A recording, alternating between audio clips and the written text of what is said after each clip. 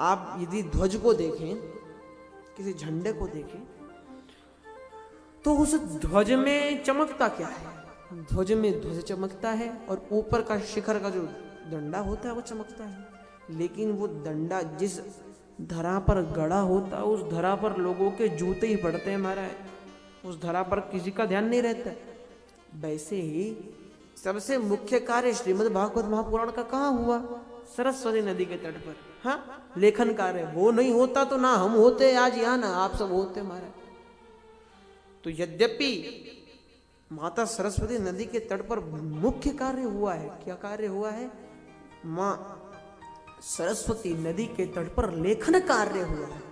किंतु सरस्वती जी गौण है, छुपी हुई है, प्रयागराज में दिखती हैं। इसीलिए वैसे ही सरस्वती मैया जो है, श्रीमद् भागवत महापुराण का मुख्य कार्य तो उनमें हुआ है, लेकिन वर्णन भागवत जी में अधिक नहीं आता है।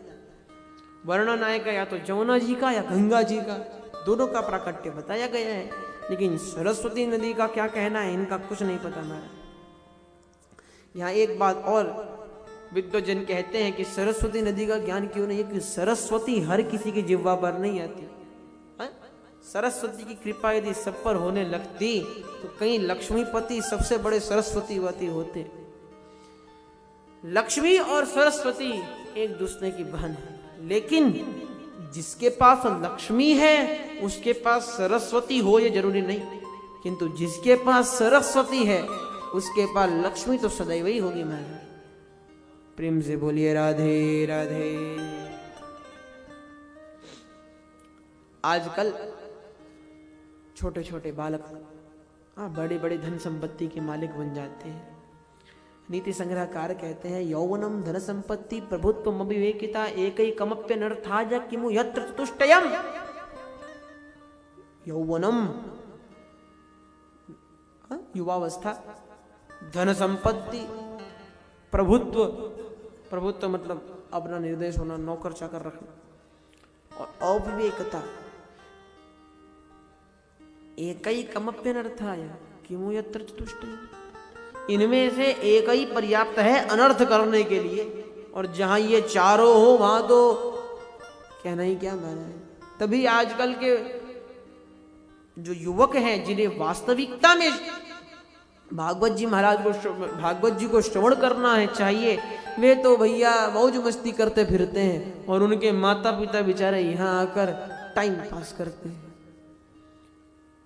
तो मेरा नम्र निवेदन यह है कि युवकों को एवं मेरे बाल सखाओं को, मेरे बाल मित्रों को ये श्रीमद् भागवत महापुराण की कथा श्रवण करनी चाहिए, ताकि वे अपने जीवन को संस्कारमय बनाएं। कुछ मेरे बाल सखा तो शायद अभी भी सो रहे हों सुबह से, इसलिए हमें प्रयास करना चाहिए कि हमारे जो बाल बच्चे हैं वो भी श्रीमद् भागवत महापुराण को श्रवण करें। खैर, इसमें हमारा उनका कोई दोष नहीं है, क्योंकि किसी भी कार्य के प्रति तीन कारण होते हैं।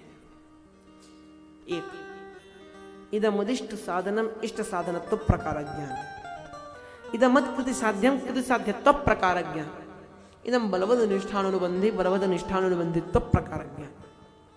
ये तीन कारण किसी भी कार्य के प्रति होते हैं। जैसे इदमुदिष्ट साधन, हम सब जानते हैं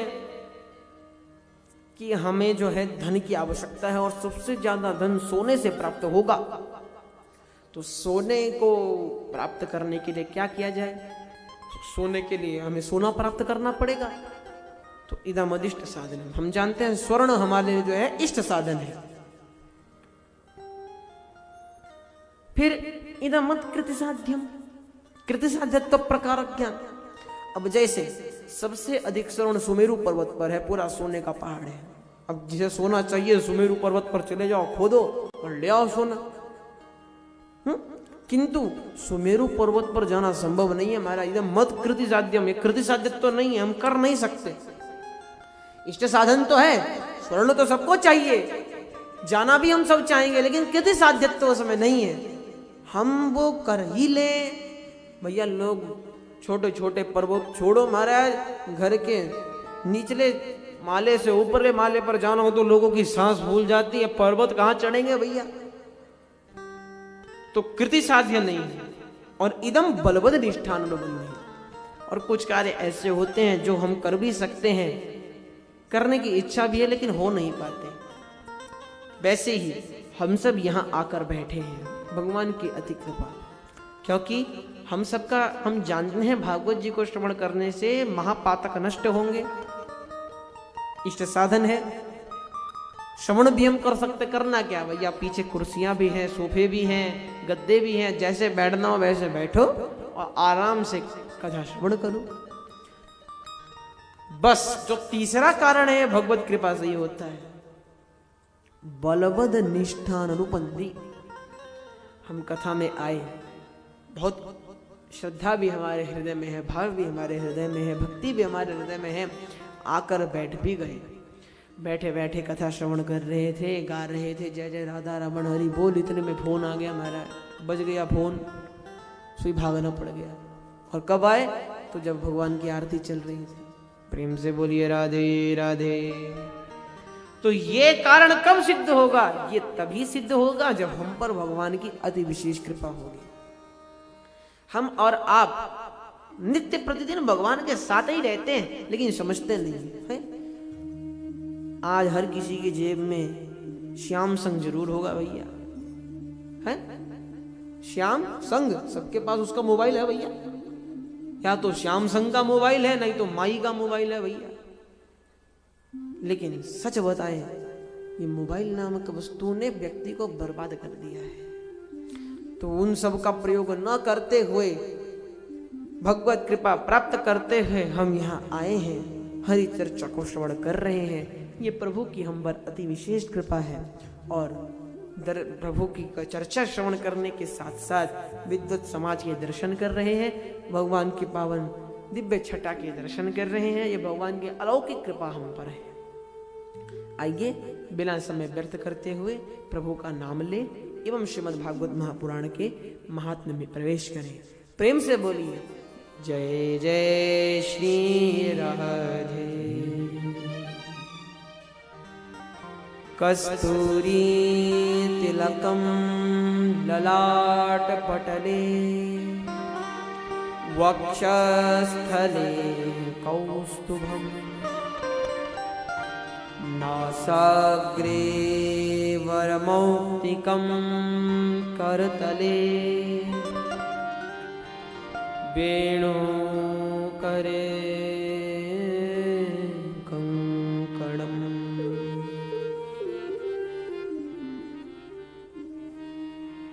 सर्वांगे हरिचंदनं सुललितं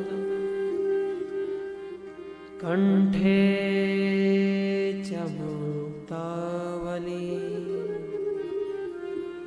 गोपस्त्री परिवेष्टितो विजयते गोपाल चूड़ामणि।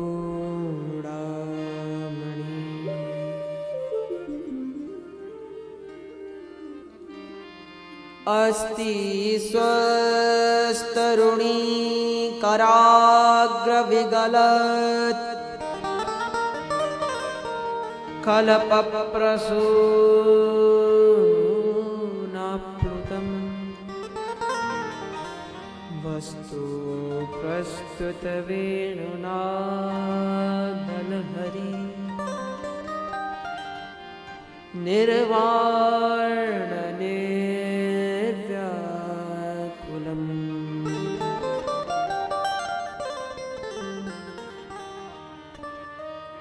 स्रस्तनिबद्धनी विविलसत्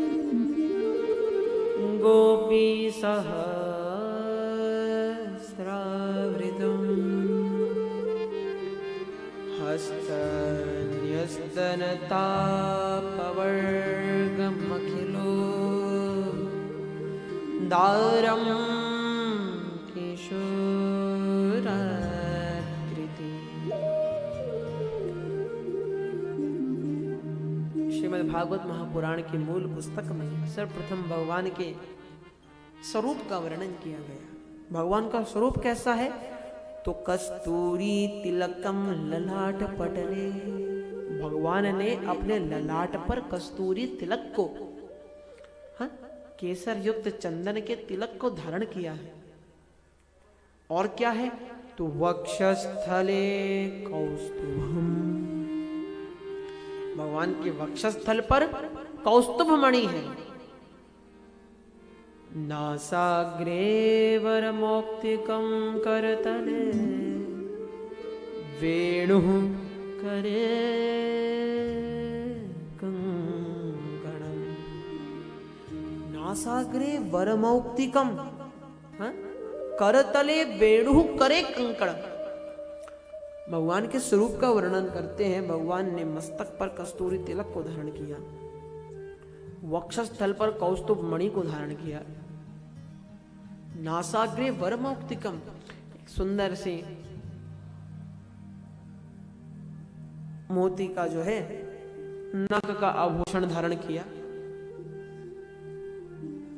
करतले वेणु, भगवान के करतल पर वेणु है।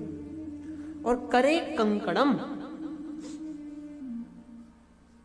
भगवान का जो कर है, हाथ है, उसमें वेणु है।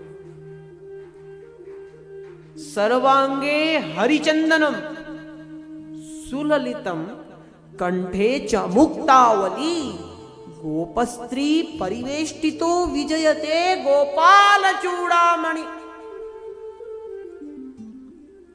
गोपियों के समुदाय से भगवान घिरे हुए हैं, ग्वालों के द्वारा भगवान स्तुतित हैं, ग्वालों के द्वारा भगवान पूजित हो रहे हैं, ग्वाले भगवान की स्तुति कर रहे हैं। भगवान ने क्या किया? तो भगवान ने कस्तूरी तिलक को हृदय में धारण किया है। कहां? ललाट पटल पर कस्तूरी तिलक धारण है। और वक्षस्थले कौस्तुभम, कौस्तुभ मणि को वक्षस्थल पर धारण किया। अरे भैया, वक्षस्थले कौस्तुभम कहा तो आपने है, लेकिन एक बात जरा ये बताएं कि कौन ऐसा व्यक्ति है जो 24 घंटे छाती पर है मणि गड़ा कर रहे?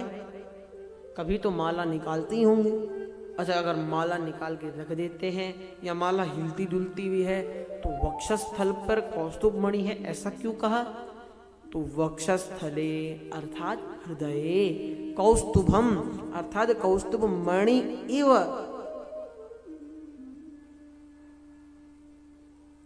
येषां प्रकाशः समस्त संसारे दैदीप्यमानः भवति तादृशाः भगवद्भक्ताः भगवतः श्री कृष्णस्य हृदये विराजमानाः सन्ति।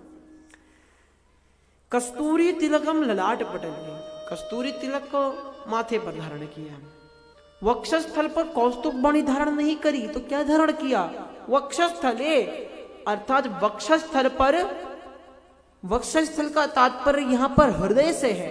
वक्षस्थले अर्थात हृदय कौस्तुभम, कौस्तुभ मणि की भांति जो संसार में दैदीप्यमान हो रहे हैं, संसार में प्रकाशमान हो रहे हैं, उन कौस्तुभ जो भगवान को कौस्तुभ मणि से भी अधिक प्रिय है, ऐसे भगवत चरणानुरागियों को भगवान ने अपने वक्षस्थल पर धारण किया है। वक्षस्थले कौस्तुभम नासाग्रे वरमौक्तिकं करतले वेणु करे कंकणम। नासाग्रे वरमौक्तिकम, भैया नाक के आगे, नाक के आगे कौन, अपने नाक के आगे कौन धारण करता है? या तो नाक में धारण करते, हाँ? तो बताया नासाग्रे वरमौक्तिकम।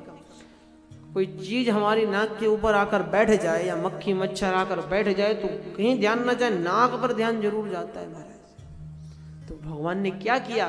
तो नासाग्रे वरमौक्तिकम, जो भक्त भगवान के वक्षस्थल पर कौस्तुभ मणि की भांति चमक रहे हैं, उनके लिए अपनी नासिका पर भगवान ने मुक्ति रूपी वर को धारण किया है, ताकि उसकी वर्षा हो और भक्त मुक्ति को प्राप्त कर जाए। नासाग्रे वरमौक्तिकम करतले वेणु करे कंकणम।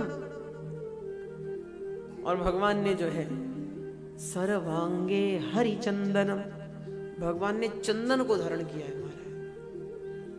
और कैसा चंदन? बासी चंदन न, सुललितम, सुंदर चंदन। जो दिव्य सुगंध से दैदीप्यमान है, दिव्य सुगंध से विभूषित है, ऐसे सुललित चंदन को धारण किया है। गोप स्त्री परिवेष्टितो विजयते गोपाल चूड़ामणि, चूड़ामणि भगवान ने धारण किया है। गोप स्त्रियों से जो विभूषित है, ऐसे भगवान श्री कृष्ण जो सदैव गोपी ग्वालों से घिरे रहते हैं, उन श्री कृष्ण के श्री चरणों में हम सब बारंबार प्रणाम करते हैं। बोले बाल कृष्ण लाल की।